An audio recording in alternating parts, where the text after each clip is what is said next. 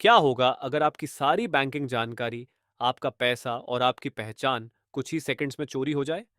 आज हम आपको एक ऐसे साइबर अटैक के बारे में बताएंगे जो भारत के बैंकिंग सिस्टम की नींव को हिला कर रख दिया। यह अटैक था आरएटी अटैक, एक ऐसा वायरस जो न सिर्फ आपके कंप्यूटर को बल्कि आपके बैंक अकाउंट तक को भी अपनी पकड़ में ले सकता है। एक बार फिर स्वागत है आपका अपने चैनल टेक बाय कॉस्मिक, आपका अपना टेक्नोलॉजी गाइड। Access granted. क्या आपको लगता है कि बैंकिंग सिस्टम सुरक्षित है? क्या आपने कभी सोचा है कि आपका पैसा डिजिटल दुनिया में सुरक्षित है?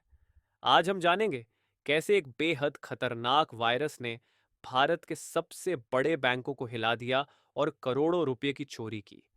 पार्ट वन, साइबर अटैक की शुरुआत।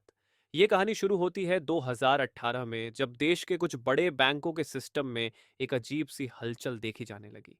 किसी को अंदाजा भी नहीं था कि यह हलचल किसी बड़े साइबर हमले की शुरुआत है।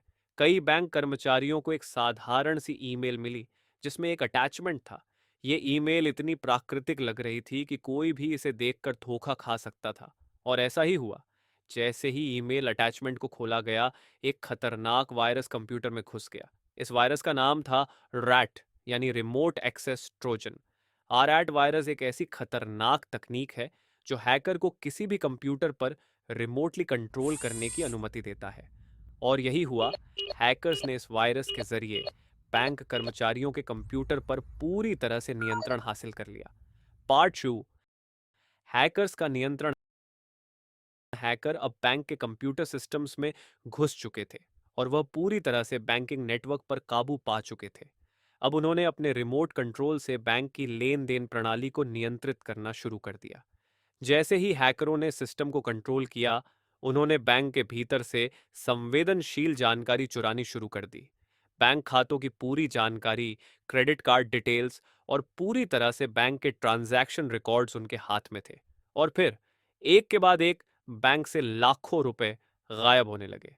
हैकर्स ने फर्जी लेन देन शुरू कर दिए, जहां वो बैंक के खाते से सीधे अपने अकाउंट्स में पैसे ट्रांसफर कर रहे थे। ये प्रक्रिया इतनी चुपके से चल रही थी कि किसी को भी इसका पता नहीं चला। पार्ट तीन, नुकसान और अराजकता। इस साइबर हमले के बाद बैंकों में हड़कंप मच गया। ग्राहकों के अकाउंट से पैसे उड़ रहे थे और कोई नहीं जानता था कि इसके पीछे कौन है।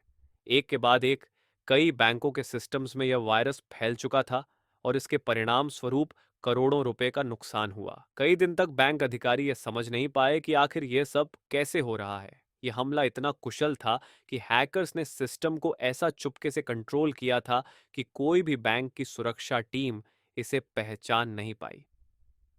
पार्ट चार, आतंक और सरकार की प्रतिक्रिया। यह हमला इतना गंभीर था कि सरकार को इसे लेकर तात्कालिक कार्रवाई करनी पड़ी। भारतीय रिजर्व बैंक, आरबीआई और अन्य सरकारी एजेंसियां तुरंत सक्रिय हो गईं।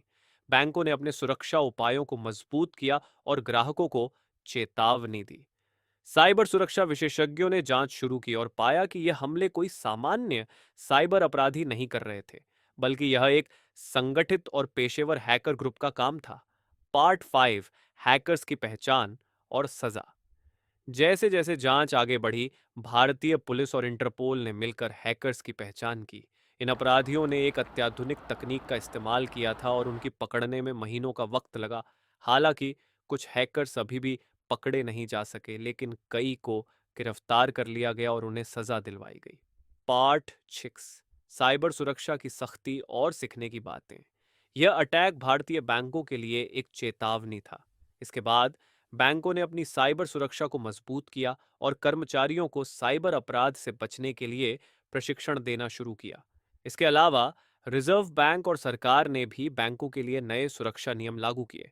लेकिन सवाल यह है कि क्या यह अटैक आखिरी था? क्या हमारे बैंकिंग सिस्टम अब पूरी तरह से सुरक्षित है? क्या हम अभी भी ऐसे हमलों से बचने के लिए तैयार हैं, या फिर कहीं और कोई नया खतरा हमारी वित्तीय दुनिया को तहस नहस करने के लिए तैयार है? यह साइबर अटैक हमें यह सिखाता है कि डिजिटल दुनिया में हम कितने भी सुरक्षित क्यों ना हो, एक चूक, एक लापरवाही और एक गलती हमें बड़ा नुकसान दे सकती है। अगर आपने इस वीडियो को पूरा देखा है, तो आप भी जानते होंगे कि सुरक्षा कोई मजाक नहीं है। फाइनल मैसेज, क्या आप भी तैयार हैं? आपका पैसा और आपका डेटा कभी भी खतरे में हो सकता है, और अगर आप नहीं सतर्क हैं तो आप अगला निशाना बन सकते हैं। तो क्या आपने अपनी बैंकिंग सुरक्षा को अपडेट किया है? अगर नहीं, तो अब समय है। हमेशा सतर्क रहें, सुरक्षित रहें, और इस वीडियो को अपने दोस्तों के साथ शेयर करें ताकि हम सभी साइबर हमलों से बच सकें।